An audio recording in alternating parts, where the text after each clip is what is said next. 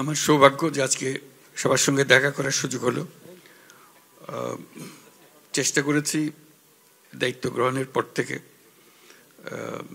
বিভিন্ন জায়গায় বিদেশে প্রবাসীদের সঙ্গে বসে আলাপ করার জন্য, এবং অভিযোগের কোনো শেষ নাই, এবং ন্যায্যতেই অনেক অভিযোগ এবং বিশৃঙ্খলা কাজের চেষ্টা করেছি যেগুলো সুশৃঙ্খল করা যায় কিনা, যে সমস্ত সার্ভিস পাওয়া যাচ্ছিল না সেগুলো পাওয়া যায় কিনা।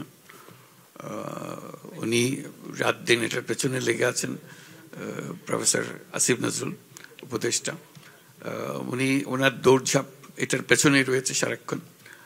আমরা প্রথম দেখলাম যে অনেকগুলো পাসপোর্ট রিনিউ হওয়ার জন্য দেশে বসে আছে, বছরের পর বছর, মাসের পর মাস। এটাও বুঝলাম না বসে থাকবে কেন।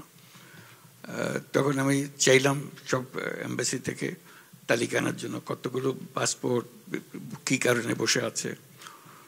আমি একটা সময় নির্দিষ্ট করে দিলাম, 1 মাসের মধ্যে সমস্ত কিছু আপডেটেড করে ফেলতে হবে, এটা রিনিউ করতে হবে। এবং রিনিউ করার সময় আর মেশিন রিডেবল পাসপোর্টের দিকে যাব না, ই পাসপোর্টের দিকে যাব। প্রথম অভিযোগ হলো যে স্যার এটা পারা যাবে না, আমাদের ক্যাপাসিটি নাই। আমাদের ক্যাপাসিটি না থাকলে ক্যাপাসিটি বাড়ান, কিন্তু কাজটা করতে হবে। তো তারাও খুব আমার জোর জার দেখে তারাও খুব সিরিয়াসলি নিল। দেখলাম যে মাসখানিকের মধ্যে সব পরিষ্কার করলো, প্রত্যেকটা এম্বাসিতে এটা হলো। আমাদের এটা কিভাবে করলেন বলে রাত দিন তারা পরিশ্রম করছে, এবং তাদেরকে ধন্যবাদ জানাই যে দিন হয়নি, এখন রাত দিন পরিশ্রম করে অল্প সময় করে দিয়েছে। চাইলে যে করা যায় এটার প্রথম প্রমাণ পেলাম যে এটা এমন কোনো অসাধ্য কিছু ছিল না। অনেক রকম ব্যাখ্যা দিচ্ছিল আগে, ওই ব্যাখ্যাগুলো উত্তরণ করে তারা নিজেরা এটা সমাধান করে এটা বের হয়ে গেছে। পরবর্তীতে চেষ্টা করছি যাতে এটা ব্যাকলগ না হয়। এখন এবার শুনছি যে ব্যাকলগ হতে আরম্ভ করেছে, এটার কোনো সুরাহা পাইতেছি না। প্রথম চেষ্টা করলাম পাসপোর্ট ইত্যাদি করার মধ্যে বিলম্বের কারণটা কি। বুঝালো যে এটা সরকারের নিয়মে এগুলো হয়। কারণটা হলো পুলিশ ভেরিফিকেশন লাগে। তো আমার প্রথম কাজ হয়তো মনে আছে আপনাদের, পুলিশ ভেরিফিকেশন বন্ধ করে দিলাম। পুলিশ ভেরিফিকেশন পাসপোর্ট করতে হলে পুলিশ ভেরিফিকেশন লাগবে না। প্রথম বললো যে না এটা পারা যাবে না ইত্যাদি ইত্যাদি। তা বললাম যে একবার করে ফেলি, তারপর দেখি কি অসুবিধা কি হচ্ছে। আমার ব্যাখ্যাটা ছিল এই যে বাংলাদেশে আমি জন্মগ্রহণ করেছি, আমি বাংলাদেশি নাগরিক, আমার পরিচিতি দেওয়ার দায়িত্ব সরকারের। পাসপোর্ট আমার পরিচিতি, কাজে এখানে আমি যদি অপরাধ করে থাকি তাহলে পুলিশ আমাকে ধরবে, পাসপোর্ট আমাকে ধরতে পারবে না। পাসপোর্টের কাজ হলো যে আমার পরিচিতিপত্রটা তাকে দিতে হবে, যেহেতু আমি দেশের নাগরিক। কাজে আমি যখনই এনআইডিটা দেবো আমাকে পাসপোর্ট দিতে সরকার বাধ্য, যেহেতু আমি দেশের নাগরিক। কাজে ওই অর্থে বললাম যে এটা পুলিশ ভেরিফিকেশন। যদি কোনো অপরাধ থাকে সে ব্যাপারে তার সঙ্গে অন্য যাদের সঙ্গে অপরাধীর সঙ্গে ব্যবহার করেন তার সঙ্গে সে ব্যবহার করবেন, কিন্তু যতক্ষণ অপরাধী হিসেবে সে প্রমাণিত না হয় তার এই পাসপোর্ট নেওয়ার সুযোগ দিতে হবে। তো যাই হোক, সে পাসপোর্টের সেই ঝামেলাটা গেল। তারপরে এখন থেকে কাউকে আর পুলিশ ভেরিফিকেশনে যেতে হয় না। দেখলাম যে এরপরে 9 মাস বছর বসে আছে, পাসপোর্ট পাচ্ছে না, পুলিশ ভেরিফিকেশন আসছে না বলে রাতারাতি হয়ে যেতে আরম্ভ করলো। সব রাতারাতি পাসপোর্ট পুলিশ ক্লিয়ারেন্সের অনুপস্থিতিতে এটা হতে আরম্ভ করলো। তো ভালো লাগলো যে এটা পারা গেল জিনিসটা করার জন্য। আরেকটা হলো যে এখানে মেশিন রিডেবলের জন্য যন্ত্রপাতি নাই। আমি বললাম যন্ত্রপাতি নিয়ে যান, ওখান থেকে যন্ত্রপাতি দিয়ে করেন। আরেকটা হলো অনলাইন পাসপোর্ট করার কথা। আমি যে অনলাইন পাসপোর্ট যদি করতে পারে তাহলে তো সব বিদেশিদের জন্য অসুবিধা নেই, তারা ঘরে বসেই তো এটা করে ফেলতে পারবে। কাজে এই বিতর্ক এখনও চলছে, এখনও এটার ফয়সলা করতে পারিনি। অল্প কিছু ফয়সলা হয়েছে, কিন্তু এই যে একদম সঙ্গে সঙ্গে করে দেবে এটা পর্যন্ত অন্তত অ্যাপ্লিকেশনটা করার জন্য আমরা সুযোগ দিচ্ছি। আমরা নাগরিক সেবা বলে একটা আলাদা বেসরকারি প্রতিষ্ঠান সৃষ্টি করেছি। তার কাছে গেলেই পয়সা দিলে সে আপনার এনআইডি, পাসপোর্ট, অন্যান্য যতগুলো সরকারি দলিল দস্তাবেজ, জমির দাখিলা বা যা যা দরকার হয় এগুলো ওখান থেকে নিতে পারবে। এখানেও বারে বারে প্রতিবন্ধকতা আসছে যে এটা ছাড়া এটা হবে না, এটা ছাড়া ওটা হবে না, কিন্তু কিছু কিছু কাজ শুরু হয়ে গেছে। তো এটা আপনাদেরটা ধরতে গিয়ে দেশের লোকের জন্য একই সঙ্গে কাজটা করা যাচ্ছে বলে আমি খুব আনন্দিত যে এটা আমরা ধাক্কাধাক্কি করার পরে এটা কিছু দূর অগ্রসর করতে পেরেছি এবং আশা করি ভবিষ্যতে এটা খুবই সহজ জিনিস হয়ে যাবে। মালয়েশিয়ার ব্যাপারে বারে বারে প্রশ্ন আসছিল। দায়িত্ব গ্রহণের পর থেকেই মালয়েশিয়ার এই সমস্যা যে তারা অনেকজন 18,000 শ্রমিক প্লেনে উঠতে পারেনি, তার এক্সপায়ার করে বা কি কারণে কাট অফ ডেট ছিল, আসতে পারেনি। কাজে এটা খুব খারাপ লাগলো। এরপর পরেই মালয়েশিয়ার প্রধানমন্ত্রী উনি আসলেন বাংলাদেশে। আমরা খুব আনন্দিত হলাম যে তিনি আসছেন আমাদেরকে দেশে প্রথমবারের মতো বাংলাদেশ এই অভ্যুত্থানের পরে একজন প্রধানমন্ত্রী বাংলাদেশ ভিজিটে আসছেন। 2 মাস পরে উনি এসেছিলেন 4 অক্টোবর বাংলাদেশে আসলেন।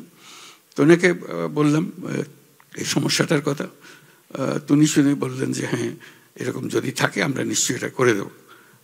এটার জন্য এই বিলম্বের জন্য সে প্লেন ধরতে পারে নাই, এটার জন্য তার বন্ধ হয়ে যাওয়ার কিছু না।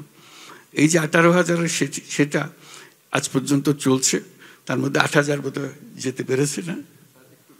বলো তো, একটু ব্যাখ্যা করে।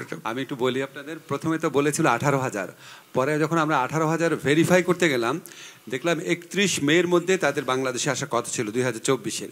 তো 31 মে পর্যন্ত তাদের তো ভিসা থাকতে হবে। তো আমরা স্ক্রুটিনি করে দেখলাম আসলে ভিসা ছিল 8,000 সামথিংয়ের। তো বাকিদের তো ক্ষেত্রে আমরা দাবি করতে পারি না। ওই 8,000 সামথিংয়ের থেকে আবার কেউ কেউ আপনার মালয়েশিয়ায় চলে আসছে 95 জন, আর 100 জনের মতো বিভিন্ন দেশে চলে গেছে। বাকি যারা আছে ওনাদের প্রসেস শুরু হয়েছে। এই মাসে প্রথম আমরা ইয়েটা পেয়েছি, রিকোয়ারমেন্টটা পেয়েছি অল্প সংখ্যক, কিন্তু এটা আমাদের এই 31শে ডিসেম্বরের মধ্যে ওনারা যতজন যেতে চায় ততজন আসতে পারবে এখানে। যে আপনাকে ব্যাখ্যা করার কারণটা হলো যে এই যে 1 বছর আগে শুরু হয়েছে, এটা এখনো ছাড়া হয়নি। এখানে এসে আবার পার্সু করছি আমরা বাকি জন কখন যেতে পারবে, এটা পরিষ্কার হয়ে গেছে এখন। বাকি 18,000 সবাই যাবে। প্রথম মনে হয়েছিল 18,000 থেকে 8,000 নেবে আর বাকিদের নেবে না, বলছে না 18,000 আমরা প্রত্যেককে নেব, কেউ বাদ যাবে না। কাজে এটা একটা আনন্দের সংবাদ। উনি এসেছিলেন বলে, উনি আমাদের প্রতি সহানুভূতিশীল ছিলেন বলে তখনই তাৎক্ষণিকভাবে উনি সিদ্ধান্ত দিয়েছিলেন, প্রেস কনফারেন্সে বলেছিলেন যে আমরা একটা ব্যবস্থা করবো, একটা না একটা ব্যবস্থা করবোই। উনি করছেন। আজকেও দীর্ঘ মিটিং হয়েছে ওনার সঙ্গে। আরও নানা বিষয়ে যাতে প্রক্রিয়া সহজ করা যায় এগুলো নিয়ে আমরা আলাপ করেছি। আশা করি এই মালয়েশিয়ার যেই সমস্ত সমস্যা এখানে জমা হয়ে আছে সেই জমাট সমস্যাগুলোকে আমরা সংস্কার করে ফেলতে পারবো, পরিষ্কার করে ফেলতে পারবো। আরটা হলো যে প্রবাসী বাংলাদেশিরা যারা বিদেশে আছেন তাদের কন্ট্রিবিউশন, অবদান আমাদের অর্থনীতির কী অবস্থা আপনাদের মনে আছে। ব্যাংক খালি, যত টাকা পয়সা আছে খালি করে নিয়ে গেছে। দায় দেনার দায়িত্ব আমাদের উপর রেখে গেছে। এটা কিভাবে শোধ করা হবে, ফরেন এক্সচেঞ্জ রিজার্ভ তলানিতে পড়ে গেছে। এটা অর্থনীতি ঘুরে দাঁড়ালো, এই 1 বছরের মধ্যে অর্থনীতি ঘুরে দাঁড়ালো। এই কারণে ওই প্রবাসীদের এই রেমিটেন্সের অর্থ দিয়ে বাংলাদেশ উঠে দাঁড়ালো। আমি সকল প্রবাসীদের আজকে যারা এখানে উপস্থিত আছে তারা এবং যারা উপস্থিত নাই তাদেরকেও একসঙ্গে আমরা তাদের দিই, ধন্যবাদ জানাই। জাতির পক্ষ থেকে ধন্যবাদ জানাই। এটা না হলে জাতি সোজা হয়ে দাঁড়াবার কোনো উপায় ছিল না। এই টাকা দিয়ে আজকে আমরা মজবুত অর্থনীতিতে দাঁড়াতে পেরেছি। এটা মস্ত বড় একটা অবদান। এই অবদানের স্বীকৃতি হিসাব আমাদেরকে সেটা করতে হবে। তো তাদের সুযোগ সুবিধাগুলো যাতে পায় সেগুলো করা, আইন শৃঙ্খলাগুলো ঠিক করা। এবার দেখেছেন আমরা যে এসছি এখানে ওনার দাওয়াতে, প্রধানমন্ত্রী আনোয়ার ইব্রাহিমের দাওয়াতে আমরা এসছি। আমরা প্রায় আমাদের ক্যাবিনেটের প্রায় অর্ধেক নিয়ে এসছি একসঙ্গে, যাতে করে প্রত্যেকের যেন বিষয়গুলো পরিষ্কার হয়ে যায়। কাজে আমি একা আসলে একটা জিনিস ব্যাখ্যা করতে পারতাম, আর তো গভীর জিনিস আমি পারতাম না, অত ডিটেলস আমার মনে নেই। আমরা বলছে চলো যত রকমের সমস্যা আছে ওনার সামনে আমরা বলবো, ওনাকে জানিয়ে রাখবো যাতে করে আমরা সমাধানগুলো পাই। এবং আজকে খুব মনোযোগ দিয়ে উনি শুনেছেন এবং আশ্বাস দিয়েছেন যে এগুলো সমস্ত কিছুই পরিষ্কার করে দেবেন। এবং তাকে আবার আমন্ত্রণ জানিয়েছি বাংলাদেশে আসার জন্য।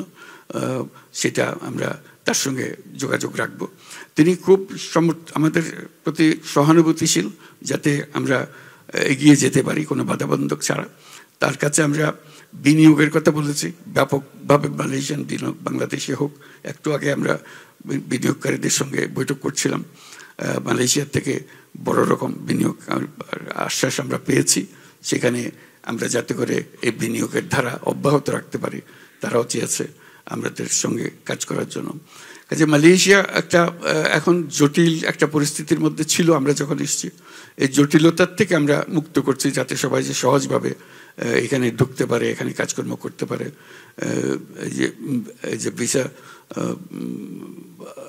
কি বলে মাল্টিপল ভিসা করে দিল, এটা একটা বড় রকমের সাহায্য আমাদের জন্য। আমরা সার্বিকভাবে বাংলাদেশের পরিস্থিতি আপনাদের দোয়ায় অনেক স্বস্তির জায়গাতে এসেছি। আমরা অর্থনৈতিক জায়গা থেকে আমরা স্বস্তির জায়গাতে এসেছি।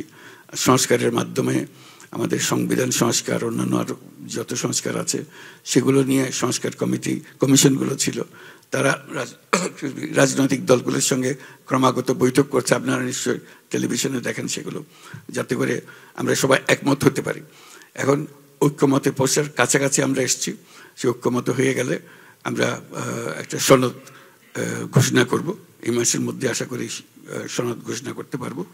ইতিমধ্যে আমরা জুলাই ঘোষণা 5ই আগস্টে আমরা জুলাই ঘোষণা দিয়েছি।